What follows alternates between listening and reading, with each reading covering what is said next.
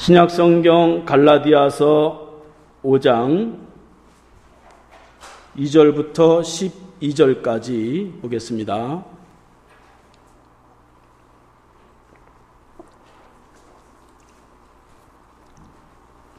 제가 봉독하겠습니다. 보라, 나 바울은 너에게 말하노니 너희가 만일 할례를 받으면 그리스도께서 너에게 아무 유익이 없으리라. 내가 할례를 받는 각 사람에게 다시 증언하노니 그는 율법 전체를 행할 의무를 가진 자라. 율법 안에서 의롭다함을 얻으려 하는 너희는 그리스도에게서 끊어지고 은혜에서 떨어진 자로다. 우리가 성령으로 믿음을 따라 의의 소망을 기다리노니 그리스도 예수 안에는 할례나 무할례나 효력이 없으되 사랑으로서 역사하는 믿음뿐이니라. 너희가 다름질을 잘 하더니 누가 너희를 막아 진리를 순종하지 못하게 하더냐. 그 권면은 너희를 부르신 이에게서 난 것이 아니니라. 적은 누룩이 온 덩이에 퍼지느니라. 나는 너희가 아무 다른 마음을 품지 아니할 줄 주 안에서 확신하노라. 그러나 너희를 요동하게 하는 자는 누구든지 심판을 받으리라. 형제들아, 내가 지금까지 할례를 전한다면 어찌하여 지금까지 박해를 받으리요? 그리하였으면 십자가의 걸림돌이 제거되었으리니 너희를 어지럽게 하는 자들은 스스로 베어버리기를 원하노라. 아멘. 오늘은 의의 소망을 바라봅시다 라는 제목으로 하나님의 말씀을 듣겠습니다. 사람은 누구나 다 소망이 다 있고 그 소망을 품고 살아간다고 하는 것은 다 좋은 것이죠. 그런데 어떤 소망이냐 하는 것이 중요하다 하는 것입니다. 그것이 단지 나의 물질적인 욕심이나 명예나 또 인기, 자신의 것을 채우는 것이 소망이라고 한다면 그것은 참된 소망이라고 할 수가 없겠죠. 그것은 이루기도 어렵고 이루는 과정도 힘이 들고 다 이루었다 할지라도 결국 허망할 수밖에 없게 됩니다. 많은 연예인, 인기인들, 정치인들을 보면서 우리가 그것을 알 수가 있죠. 그래서 오늘은 참된 소망의 기초는 무엇이고 그것을 어떻게 얻을 수 있는지에 대해서 살펴보면서 은혜를 나누겠습니다. 첫 번째로 우리의 소망은 의로워야 된다 하는 것입니다. 갈라디아서는 사도 바울이 갈라디아 교회에 보낸 편지입니다. 갈라디아 교회는 이방 교회로 지금의 터키에 있는 그러한 교회였습니다. 그런데 그 갈라디아 교회에 이제 유대인들이 예루살렘에서 가게 되는데 이 유대인들이 유대교에서 기독교를 개종했음에도 불구하고 그들이 이 할례를 가지고 이방 사람들과 갈등을 하게 된 거죠. 그러니까 서로 자라온 환경이 다르고 습관도 다르고 전통이 다 다른데 이 할례를 가지고 이방 교회에 가서 평가하고 판단을 하게 된 것입니다. 그러니까 할례라고 하는 건 우리가 잘 아는 대로 남성의 성기의 표피를 잘라내는 것, 그러니까 오늘날로 말하면 포경수술이죠. 이 할례는 유대인이 태어나면 8일 만에 행하게 되는데 그것은 영원한 하나님의 백성이라고 하는 외형적 표시입니다. 그래서 유대인들에게는 이 할례가 아주 중요한 구원의 평생의 자랑거리로 그렇게 삼았는데 이 유대인들이 갈라디아 교회에 가면서 이 갈라디아 이방인들과 자꾸 부딪히게 되고 갈등을 하게 된 것이죠. 그러니까 기독교는 예수 그리스도의 십자가의 은혜로 하나님의 축복과 구원의 백성이 되는 것입니다. 그럼에도 불구하고 이 갈라디아 교회는 이 할례를 가지고 자꾸 다른 성도들에게 멍에를 뒤집어 씌우고 서로 갈등을 했다 하는 것입니다.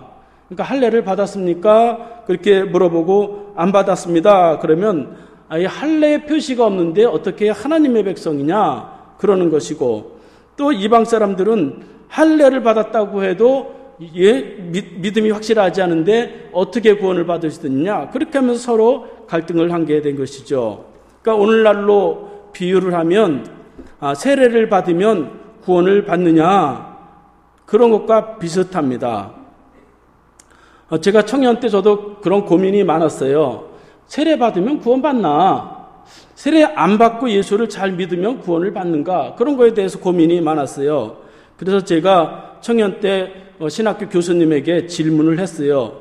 교수님, 세례는 일생에 한 번 받는 것이라고 하고 천주교에 가서 영세를 받아도 세례를 다시 받는 것이 아니라고 하셨는데, 그러면 천주교에 다녀도 구원을 받습니까? 제가 물었어요.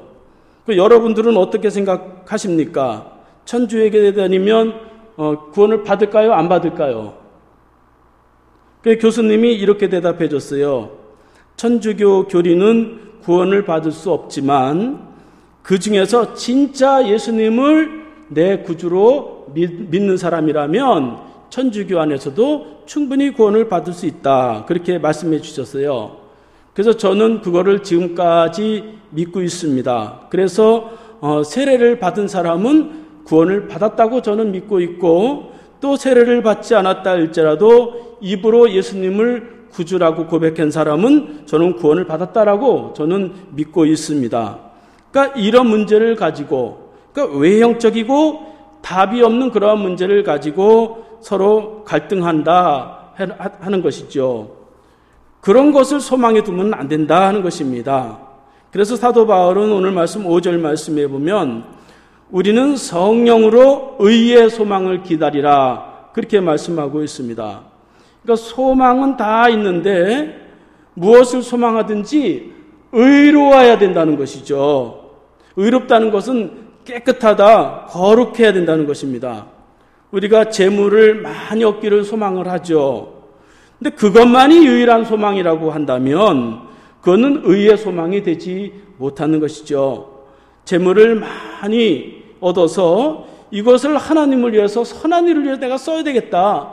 이런 의로운 마음, 이런 의로운 소망을 가지고 있다면 그것은 정말 좋은 것이죠. 그 성경은 의로움이 없는 그러한 소망은 헛되다고 그렇게 말씀을 하고 있습니다. 로마서 8장 24절 말씀에 보면 우리가 소망으로 구원을 얻었음에 보이는 소망은 소망이 아니니 보는 것을 누가 바라리요? 그렇게 말씀하고 있습니다. 그러니까 외형적인 것만 가지고 우리의 소망을 삼으면 결국 우리가 하나님의 백성으로 온전히 설 수가 없다 하는 것입니다. 그러니까 겉으로 보이는 소망, 그거는 우리가 살다 보면 절망하게 되고 낙심을 하게 되는, 또 때로는 그것 때문에 교만하게 만들 수도 있는 것입니다.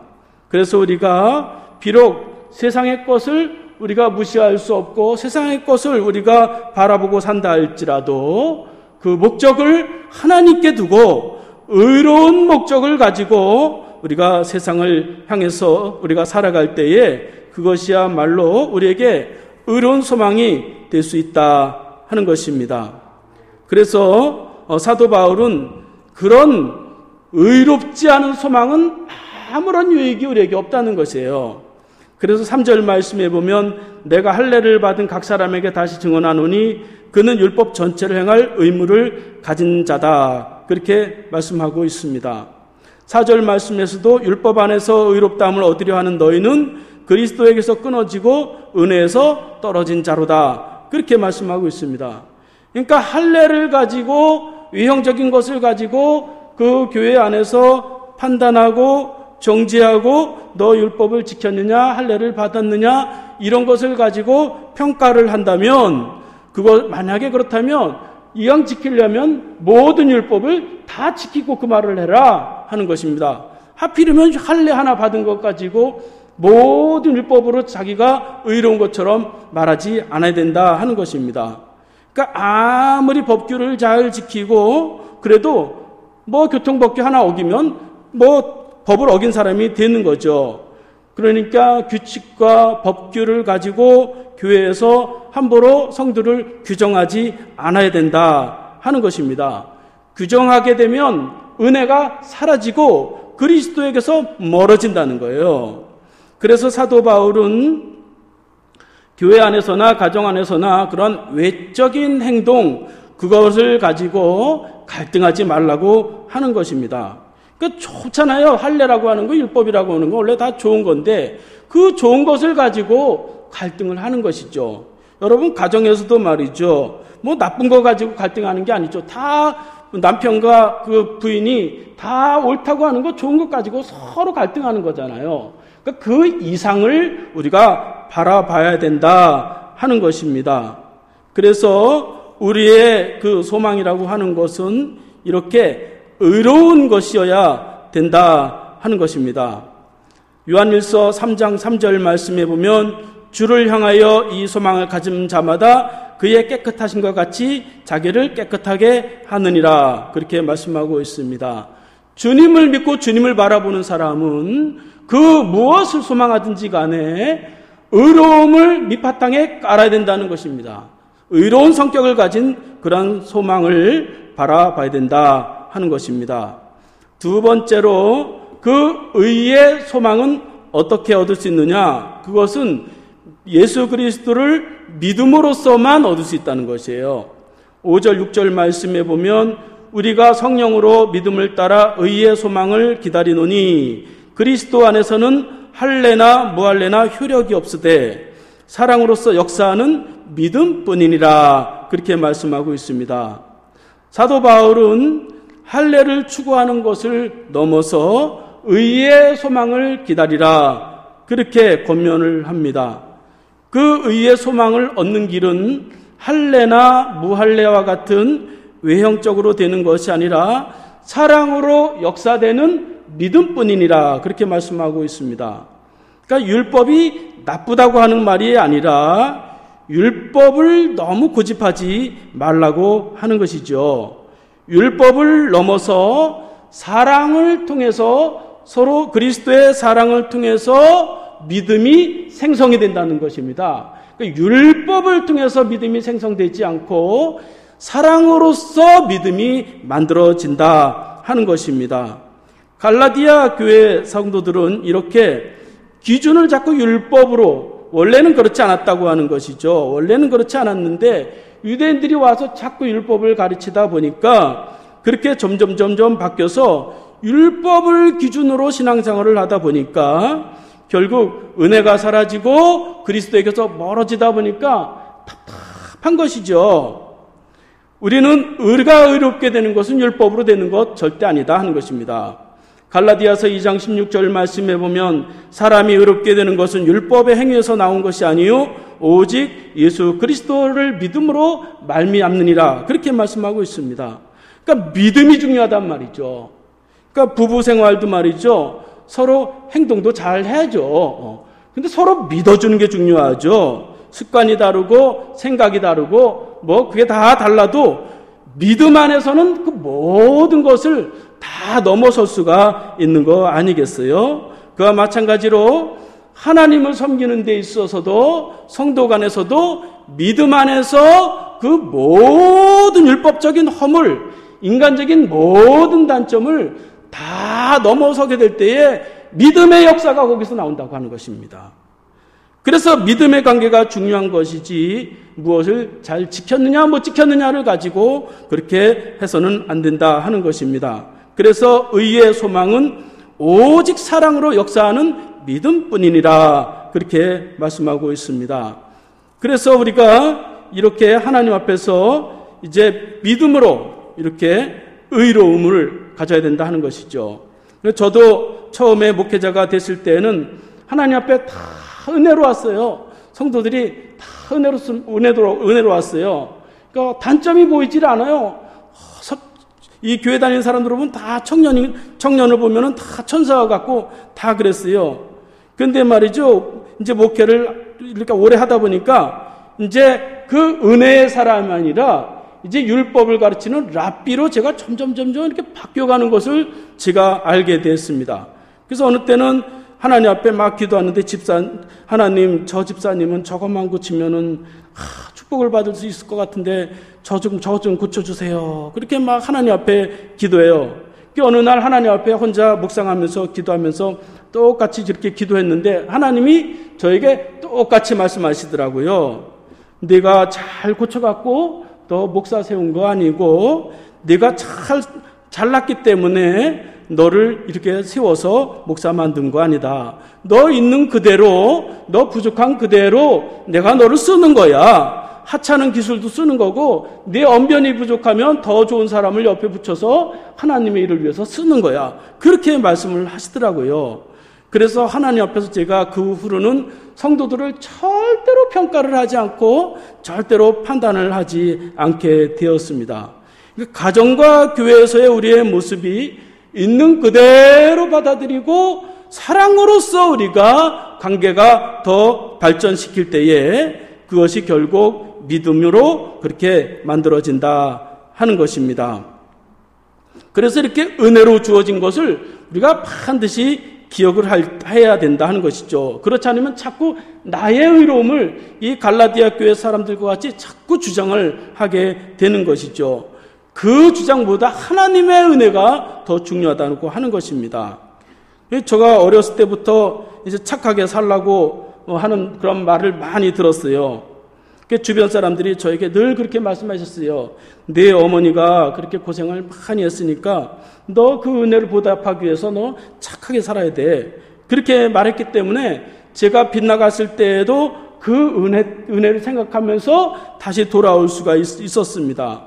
항상 착한 것은 아니었어요. 그래서 내가 바르게 살아야지. 그래서 내가 이렇게 바른 사람이 된 것이 아니라 어머니의 그 은혜를 기억하면 제가 그렇게 빗나갈 수가 없는 것입니다. 그러니까 하나님을 섬기면서도 우리가 은혜를 생각할 때에 우리의 삶이 변화되게 되는 것입니다. 내가 결심하고 내가 바르게 살았다는 거 이런 것도 다 하나님 앞에서 알고 보면 다 별거 아닌 것입니다. 그래서 의의 소망을 강력하게 불러일으킬 수 있는 것은 그리스도의 십자가의 사랑, 하나님의 사랑을 더 깊이 알 때에 이 속에서는 이 의의 소망이 가득 차게 되고 그렇게 잘못 살 수가 없는 것이에요. 그래서 우리가 이렇게 하나님의 축복을 얻기 위해서는 하나님의 축복은 이렇게 은혜를 타고서 들어와요. 그 은혜를 타고서 들어오기 때문에 이 은혜를 잘 간직해야 된다 하는 것이고 이 자꾸 율법으로 하면 자꾸 멀어지는 거예요. 그래서 사도 바울은 그리스도와 멀어진다고 그렇게 말씀하고 있는 것을 볼 수가 있습니다. 저와 여러분들이 가정에서 또 교회에서 주님의 마음으로 자녀를 대하든지 아내를 대하든지 남편을 대하든지 성도를 대하든지 끝까지 사랑하다 보면 변하게 되어 있어요. 반드시 하나님의 의로운 일들을 성취하게 되어 있습니다. 끝까지 사랑하시고 끝까지 긍휼을 베푸심으로 인해서 믿음의 관계가 끊어지지 않기를 바랍니다. 세 번째로는 이 의의 소망을 끝까지 붙잡아야 된다 하는 것입니다. 7절 8절 말씀에 보면 너희가 다름질을 잘하더니 누가 너희를 막아 진리를 순종하지 못하게 하더냐. 그 권면은 너희를 부르신 이에게서 난 것이 아니니라. 그렇게 말씀을 합니다. 갈라디아 교회는 처음에는 이렇게 하나님의 은혜, 예수 그리스도의 십자가의 은혜로 진리를 잘 순종하고 그렇게 따랐는데 이 유대인들이 자꾸 들어오면서 율법이 들어오면서 자꾸 잃어버린 거예요. 그래서 진리를 순종하지 못하게 됐다는 것입니다. 그래서 사도 바울은 그것을 달리는 사람의 경주로 비유하고 있어요.